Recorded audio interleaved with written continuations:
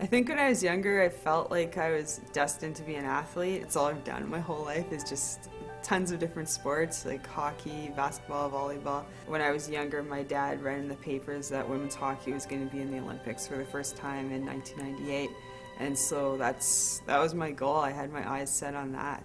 And I felt like that was God's plan for my life, is to be a hockey player and go to the Olympics for hockey. And I ended up getting cut from that team. When I got cut, it was pretty hard. I didn't know what to do. I thought that was my direction in life. And then I realized like I needed another sport to do.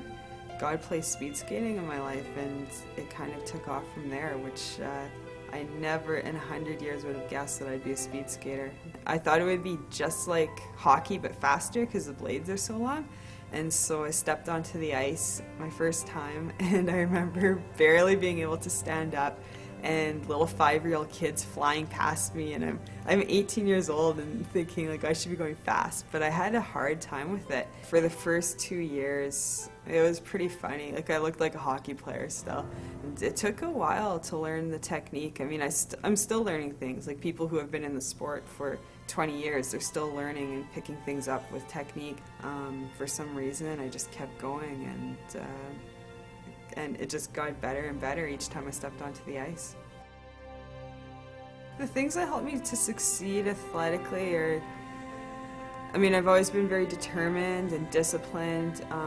I always have goals that I set, and I also just believe in myself.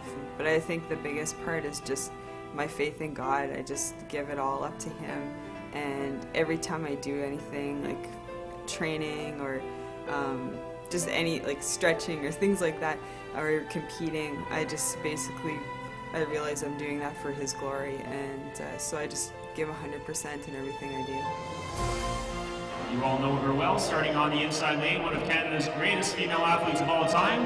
From Manitoba, please welcome Cindy Klassen. Cindy Klassen coming off of the year where she was going through some recovery for an injury she had to her knees. Put in an unbelievable summers of training, worked extremely hard to get back on form, and she is looking really good in her first major competition back since her rehabilitation started. The split time there, 48.